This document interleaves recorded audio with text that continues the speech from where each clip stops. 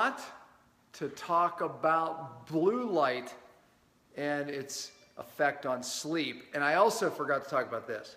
So I'm going to bring my wife in on this. Okay, so look, episode, Cellular Healing TV. Matter of fact, I hope that you got to see the episode with Travis Christofferson. I put the link to the Cellular Healing TV episode right here on Facebook. Watch it. Great episode, filled with knowledge. Love that guy, love his book. I hope to get him at my seminar.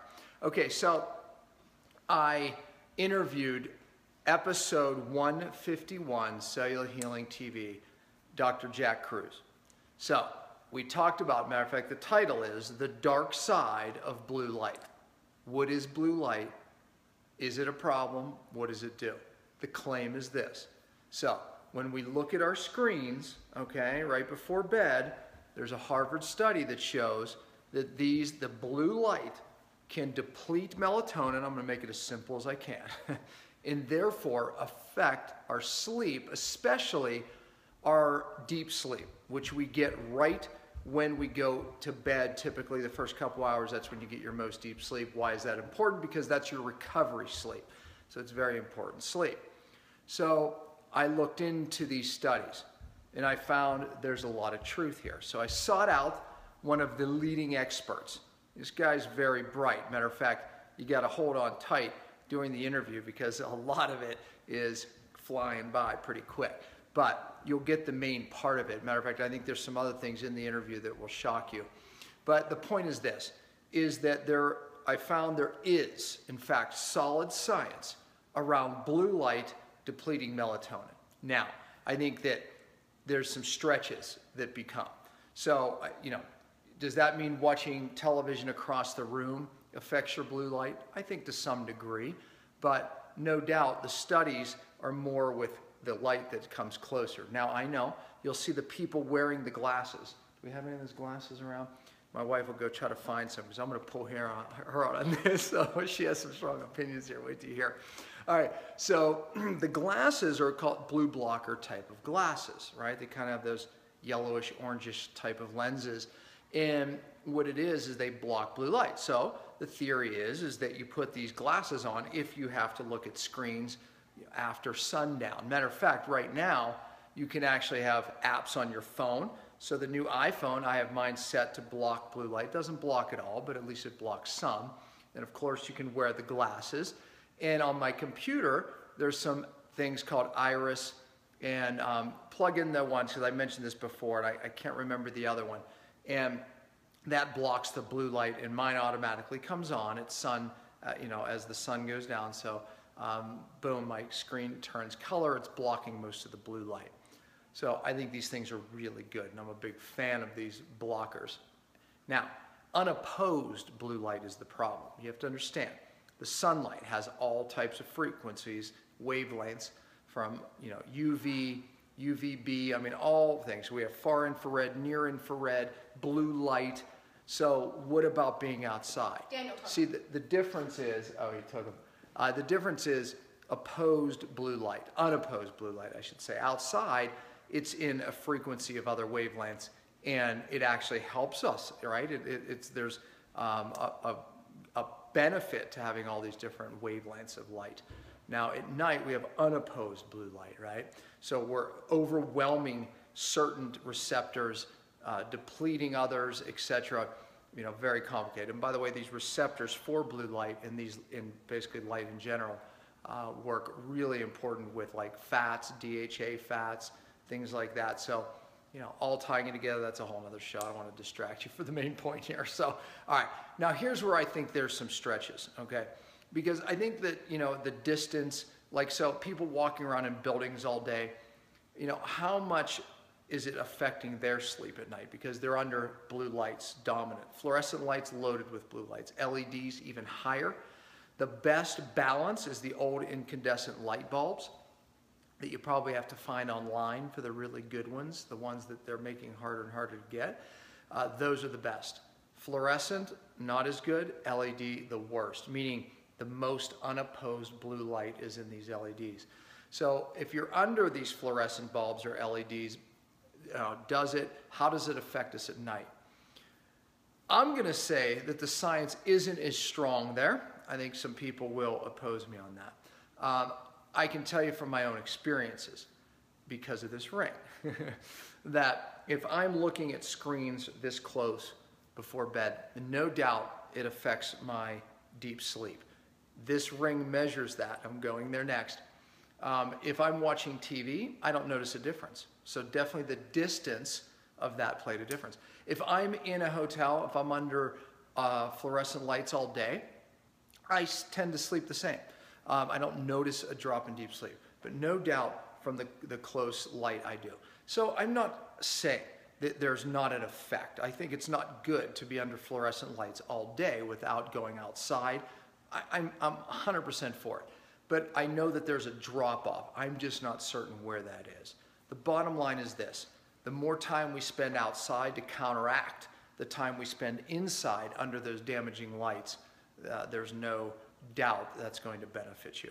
So the closer the blue light, I think absolutely the greater effect you have. Now, Jack, brilliant guy. I asked him, I set him up in the interview.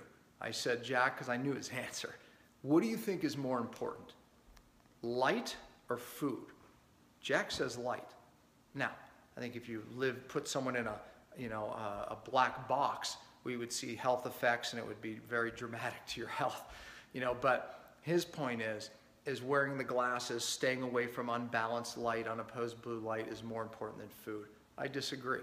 I do. And here's my point, because there's not studies here. Okay, so now I go to logic when there's no study, right? I think I start at logic anyway. But the point is this: I can take people, and I can take a healthy person like myself and eat a week worth of bad food, standard American diet. I wouldn't do that, by the way, but if I did, I'm telling you, within days, I would be lack of energy, not sleeping as well, feel like crap, inflamed, right? Now, I could spend 3 days in a building under fluorescent lights, and honestly, I don't know that I would. Matter of fact, I've done that. I don't really notice much. I still sleep pretty good. I don't inflame. Or the opposite. I can take a very sick and challenged person, change their diet, and have a dramatic result. Or I can take a sick and challenged person and say, let's keep all these lights, and I do this. I mean, we change, make sure that people are getting light, getting outside. Let's make sure they're not getting unopposed blue light. And they may say, yeah, I think it's helping my sleep a little bit, which I think it would, but we don't see the dramatic sign. Okay, so that's my logic take where I don't agree with Jack, that light is more important than food. Matter of fact, he calls guys like me foodies. That's what he calls us, foodies. I wouldn't say I'm probably more of a detoxy than a foodie, but I guess I'm a foodie. But I respect Jack. So I'm not a very intelligent guy, so I'm not doing this out of respect. I just have an opinion, right? It's just different than Jack. So, and I'm sure he differs on me on a lot of views too. And he may see this and he may fire right back because he's a feisty guy. So anyways, but needless to say, that's my opinion on blue light. You got it. Someone asked for it. Boom. All right. The ring. Come on in, hon. She's pacing around over here because she's like, I'm going to tell them really the way I feel. Like, now the thumbs come across when you come in. All right. So, I didn't see any going this way. That's okay. There's my ring. Yeah, there's so the my ring. middle finger. So, okay. Appropriately. So I didn't plan for that. But as time has gone on, I've gotten opinionated about this ring. Okay. Here, let me start with my opinion. I do wear it. I love the thing, okay, and she'll tell you why. Because I love dialing in numbers, okay? This is the most accurate way to assess, all of these parameters. It looks at body temperature.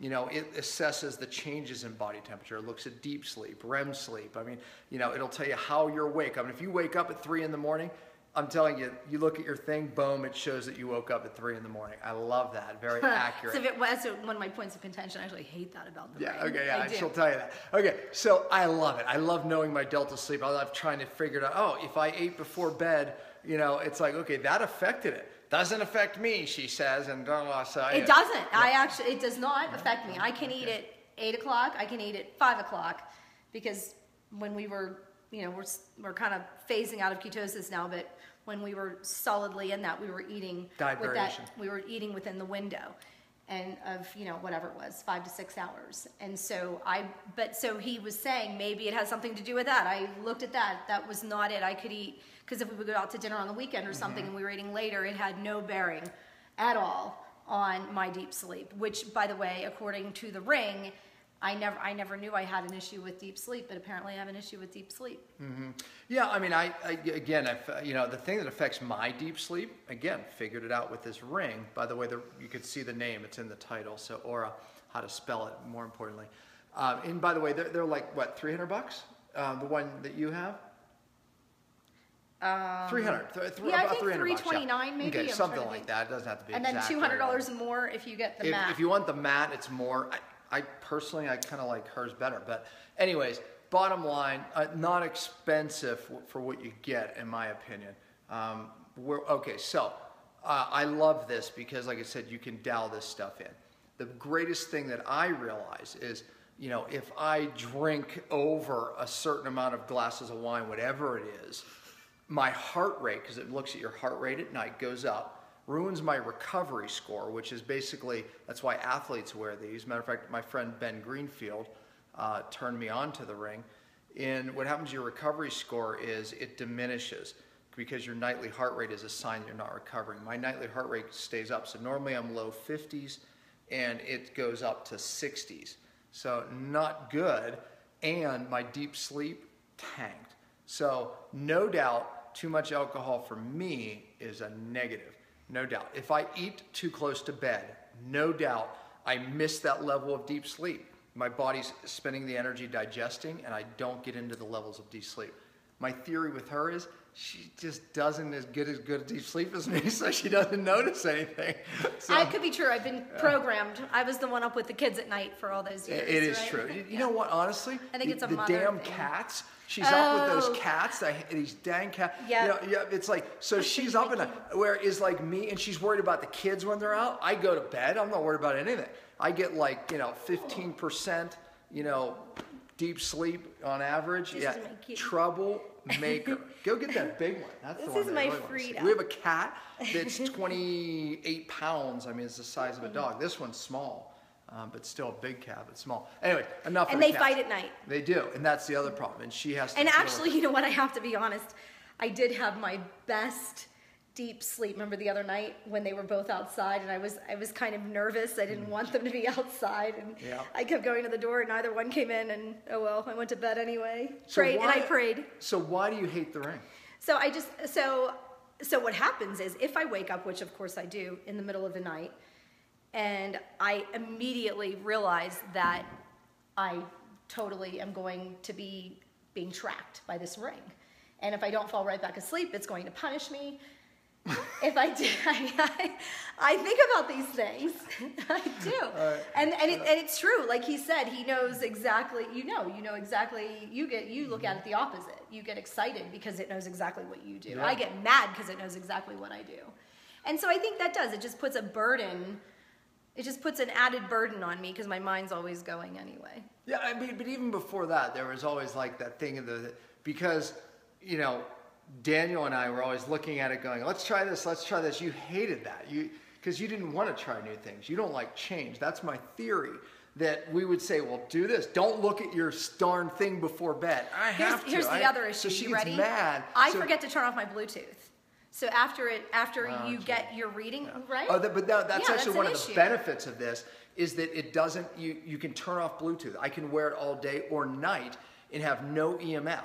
And then in the If you morning, remember to turn it off on your phone. that's right. That's her And point. I which- take it off and then I hit Bluetooth and then it records because Right. it has a memory in it, so you don't get EMF'd all day. She hates it I because get EMF'd she all day. accidentally I keeps do. Bluetooth on because she's ADD, and then now she's getting True. EMFs all day. So that's the other reason she hates it. So It's a fly. Slow Jeez, one. slow. Anyway, so On its way out. and so that's the other reason. Yeah, that she really hates it. bothers me actually because it So does I bother narrowed me. it down. The Ring's not good for ADD people because number It's one, not. they're worried. They're looking at it. They're worried about it, and But here's thinking it's the something other like- problem is Isaac has one, you have one, Daniel has one, now Luke has one.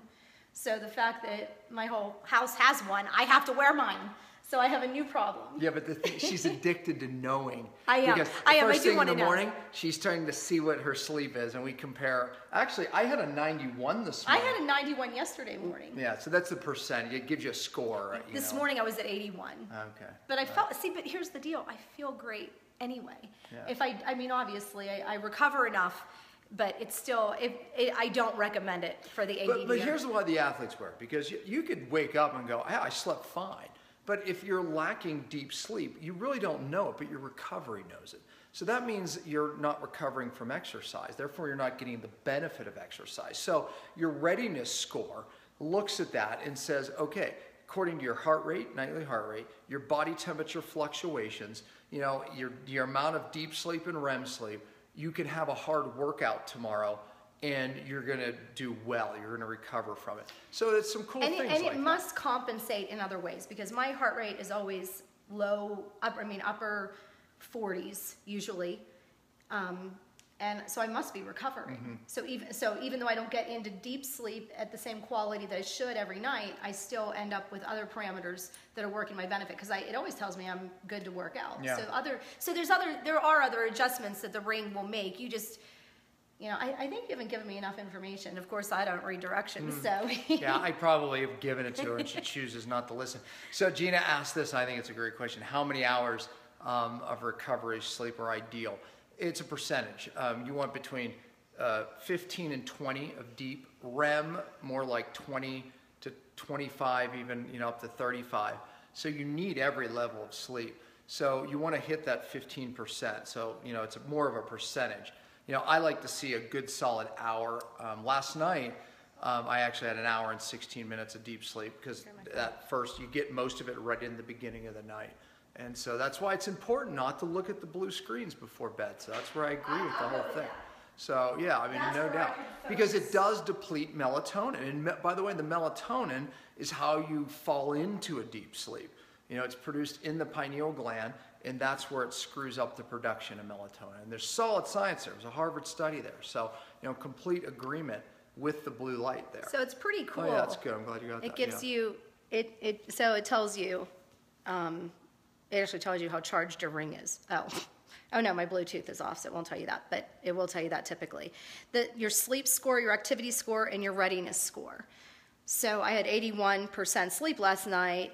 Yeah, so. We all fight about this activity thing, because we think that's not quite. Well, my least favorite is the activity thing. Here's why. Because it wants you to do all this walking, okay? I'm just like, I'm not a walker, right? It's like, and the other thing was, if we walked into my office, you see I actually stand now. I have a desk that lowers and elevates, because this thing would punish me for the hours sitting. It knows when you're sitting. So at the end of the day, no matter what activity I did, my activity scores just sucked. So I was so pissed. I bought the stand-up thing.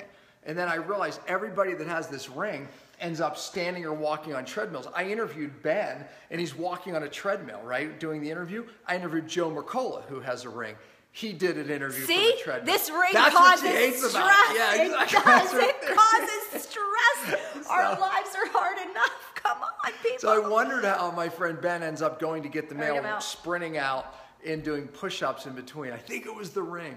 So in a way, that could be good. It could force you to do more activity, force you to stand more. There's a book set called Sitting is the New Smoking, or something like that. But anyways, so again, there's a lot of studies that show the damage of sitting.